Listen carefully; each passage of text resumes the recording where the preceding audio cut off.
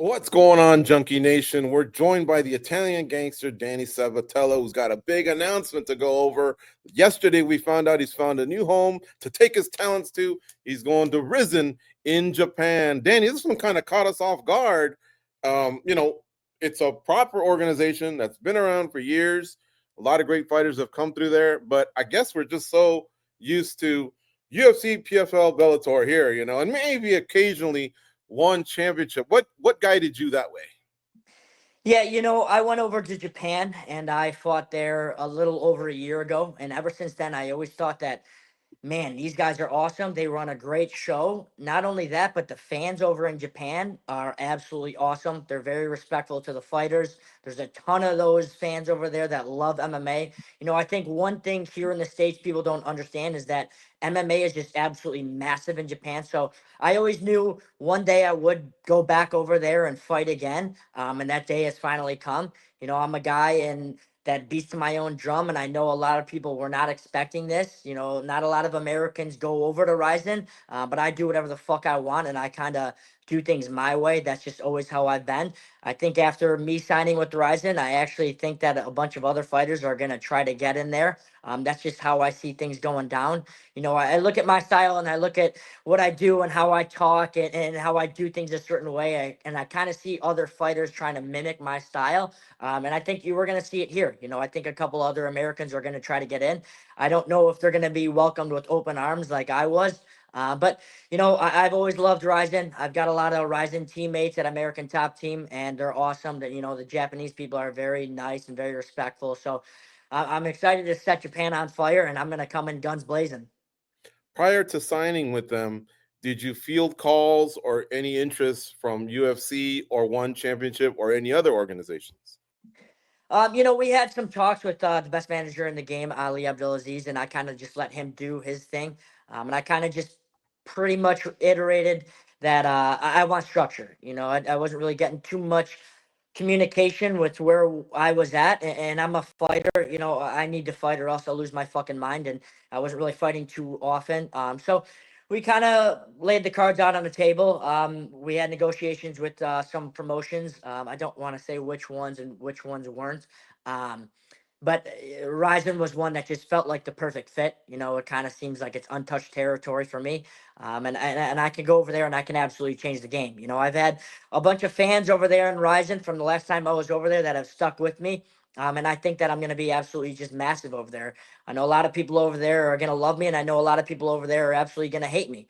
The Japanese culture really is totally different than how I carry myself. And we're going to absolutely see how that resonates. Either way, whether you love me or hate me, it's a very exciting time in Japan and just for mixed martial arts because I'm just absolutely going to blow this thing up. But, as a fighter and, just having a job, you need to do the smart thing and kind of weigh out your options. And we had a couple of options, and the best one was Ryzen by far. And it really didn't take too much talking or thinking or anything. Once that Ryzen deal came on the table, we took it because, this is going to be very big. How much of it was money a factor? With me, money isn't the driving force. It isn't the main motivator. I'm not going to fucking lie and say that I don't give a shit about money. We all care about money. Everybody wants to be a zillionaire. Everyone wants to make a zillion dollars a fight. All these fighters, you need to make money because you want to do this for a living. But as long as I can do fighting for a living and make some scratch, then that's just absolute paradise to me. I always say it to a bunch of people, I got the best life in the world. I do what the fuck I love, and that just happens to be fighting, and I get to fucking talk shit and I get paid for it. So money wasn't too big of a factor, but I'm not an idiot. I'm not going to get taken advantage of. That's one thing about me is this isn't about money, but I will never be taken advantage of. I'm always going to negotiate what's fair and what's right because I know what I bring to the table with my style, with my skill set, and the eyeballs that I draw. So, obviously we're going to do good business no matter what. But at the end of the day, and I shouldn't be saying this, and Ali, my manager, is probably gonna be pissed, but I don't give two fucks about the money. If I can go in there and I can break somebody's fucking face and entertain these fans and get the people talking about Danny Sabatello, the Italian gangster, take over this whole fucking promotion, then that's priceless. That's something that money can't buy. Danny, we often, when we talk to fighters and when we talk to them early and then we get to later on in their careers, sometimes a lot of them, their regrets will be, I never got to fight in Japan. And George and I have actually called fights in Japan. So we've been there before and we've seen how they embrace MMA in their culture. And it does feel like something that has to hit that bucket list. Can you talk about the first time you went down there and maybe a couple things that just resonated with you that said, dude, this is like what I want. This is what I want to do? Yeah, absolutely. Well, for starters, it's no secret I'm at American Top Team, and with there, you have a ton of professional fighters. And I had practice this morning after announcing that I was going to Rizin last night, and I already had multiple, UFC high level guys coming up to me and saying that that's awesome. I've always wanted to fight in Japan, and that's a very real thing. I don't think the casuals really understand it, but anybody that really understands MMA understands how big of a deal and how awesome it is and a bucket list thing to fight over there in Japan. It's just different over there. They're very respectful. Everything seems different. Obviously, it's like a 16-hour, 15, whatever the fuck plane ride is at the other side of the world. It really does feel like it is on the other side of the world, though, and in a good way, because with these arenas in America, with these high level fights, obviously it's awesome with the excitement and people screaming and going nuts, but when you're drunk and you're screaming and you're going nuts in these fights, I don't think these fans really know too much what the fuck's going on. They just want somebody to die in there, and they just see two guys swinging it out. Well, in Ryzen and in Japan, these fans are tapped in. They're quiet. You go into that arena, Sayatama Arena or the Tokyo Dome, and you have these high level Ryzen fights. It's quiet as hell in there. You could hear a pin drop. Why? Because the fucking fans are absolutely dialed into the skill set of mixed martial arts. They absolutely respect it and they care and they have a devotion towards it. A lot of these fans out there are very devoted to the game of mixed martial arts, and it's quiet when you're fighting, which is very different than what we're used to here in the States and also in Europe and, all over the place. But in Japan, these fans are just in it with you. They're sitting there silent and they're soaking it all in. And that's something that you really respect. You want to give them a show. Because if I have fans that are just going to be drunk and they don't really care who wins, they just want to see a fucking knockout, it's the same entertainment as going out at the bar when you see two people knocking each other out. With Japan, they're looking at your skill set. So everything's very different in all aspects.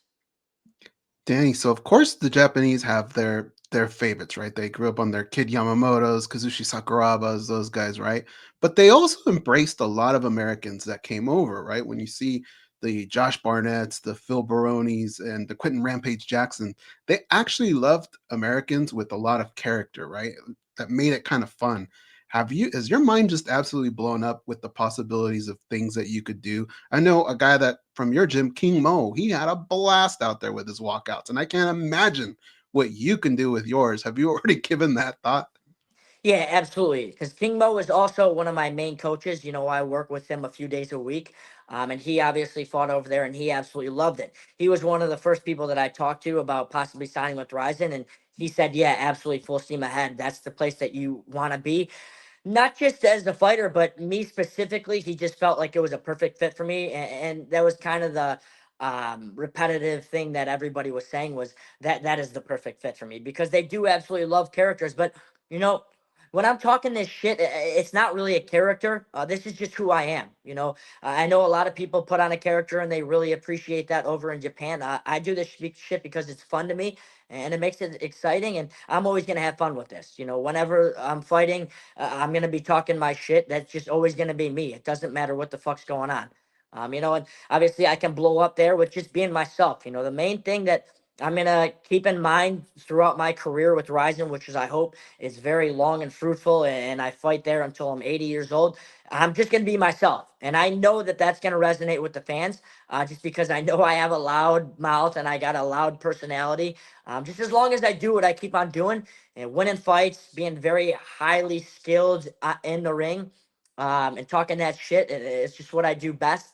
Then it's gonna be absolutely sky's the limit for me. I don't think anybody out there talks as good as trash with me. It just comes natural to me, and I think part of the reason that is because I don't rehearse anything. I don't make anything up. I don't plan anything. I just do shit on the spot. When these guys rehearse things, they start stuttering and they forget things, and it's just not really entertaining. And you could kind of tell when people are fake and rehearsing things and planning things. With me, I just do it on the fly. I think that's what makes me exciting, and that's what makes me different. And I'm gonna be doing shit on the fly and rising. I don't know what the fuck I'm gonna do this first fight, but I know I'm gonna be starting with a bang. Danny, the rule set, ring versus cage. I know when the Pride Fighters came to the UFC, they talked a lot about the difference of the movement and the angles and all that. You actually have the advantage of having a guy like a King Mo that's been able to go through that before. Can you maybe talk a little bit about these new parts of the game that will be introduced for you there? And then also just your growth as a mixed martial artist here in the last year. What do you feel like has been your biggest improvement in getting ready now for this new chapter? Well, with Ryzen being in a ring and everybody here used to being in a cage, there's massive differences, and I actually think that it helps out the grappler. You know, with a cage, you can kind of use that as a kickstand, and people can't get their grip all the way through. Or if you're looking for a trip or a sweep, you can't put your leg all the way through because the fence is there. You know, when the ring is there, it's just open space.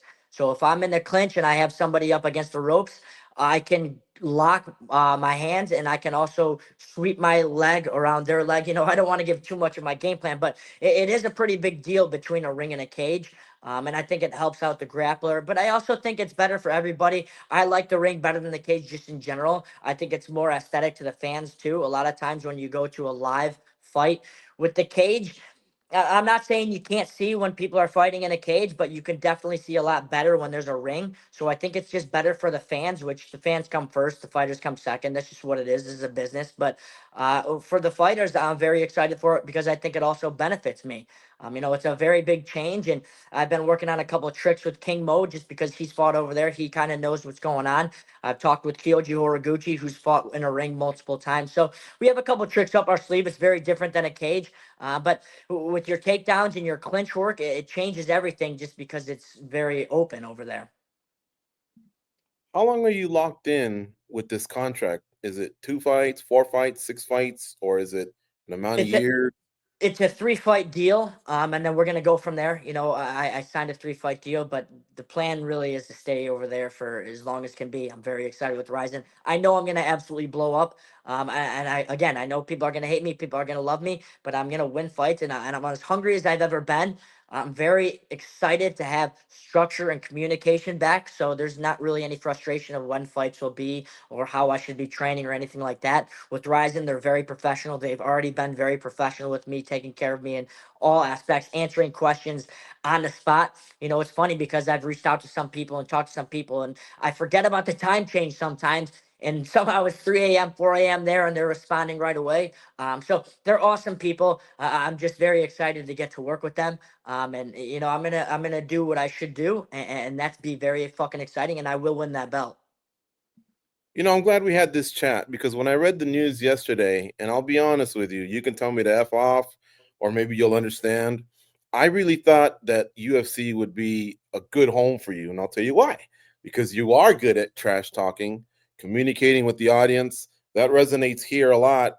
In Japan, I'm not so sure. Then my brother made a good point. There have been Americans that have transcended that, like Rampage and Quentin Jackson and Phil Baroni.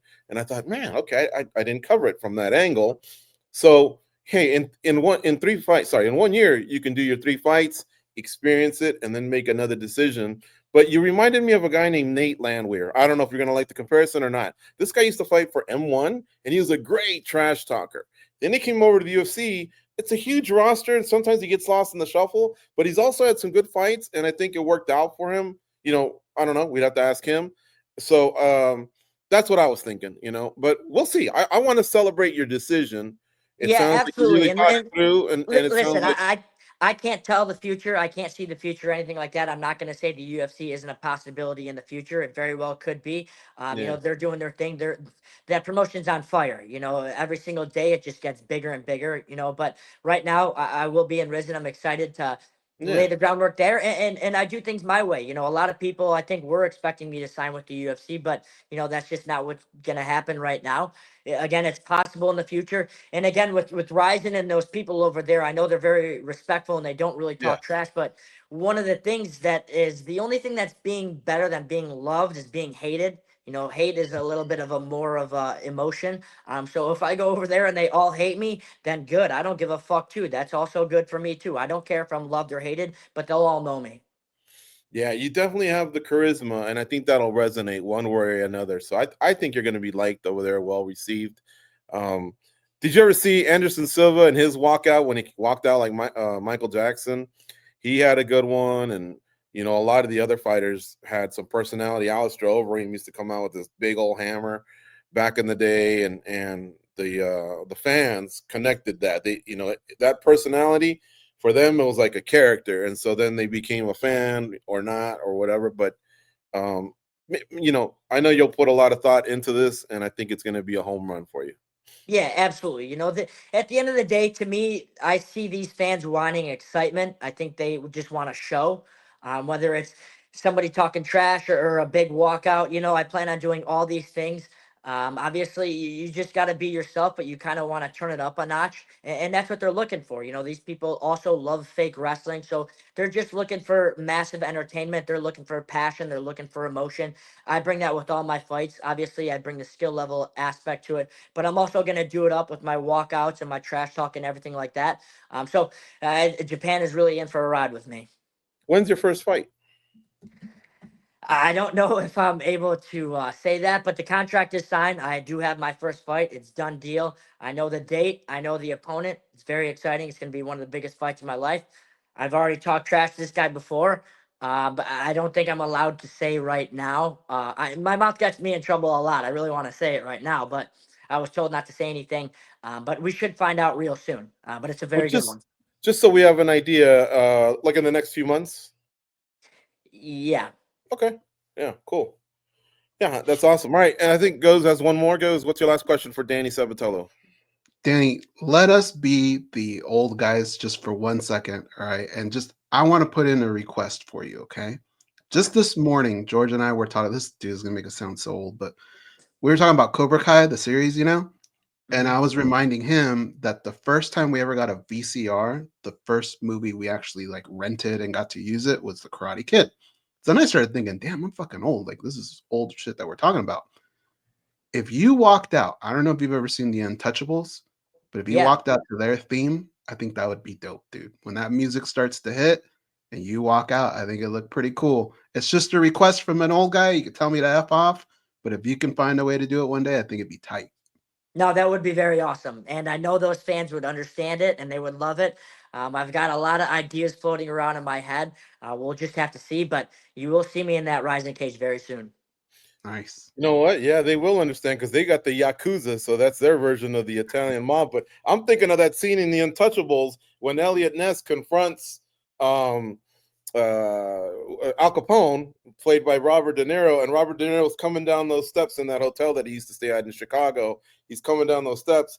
Your guys, your cornerman could be your Goombas, if you wanted to really deck out, because they have a stage. They have a stage, it's like a ramp. So you could really play it up if you're into that, if you No, could. yeah, absolutely. And you know what? One of the best opening scenes of a movie is when Robert De Niro, aka Al Capone, bashes that guy's head with a baseball bat as they're Yes. sitting around the table. Walk in I with the love bat. that scene. Walk in with the bat. That's right. All right, man. That's cool. All right. Hey, listen, thanks for the time today. I hope you have a nice training camp for this upcoming fight, and we'll definitely tune in and perhaps we can catch up over the week before the fight or whatever, see how things went. Now we'll know, then we'll know the opponent and everything. Yep, absolutely. Thanks for having me on, guys.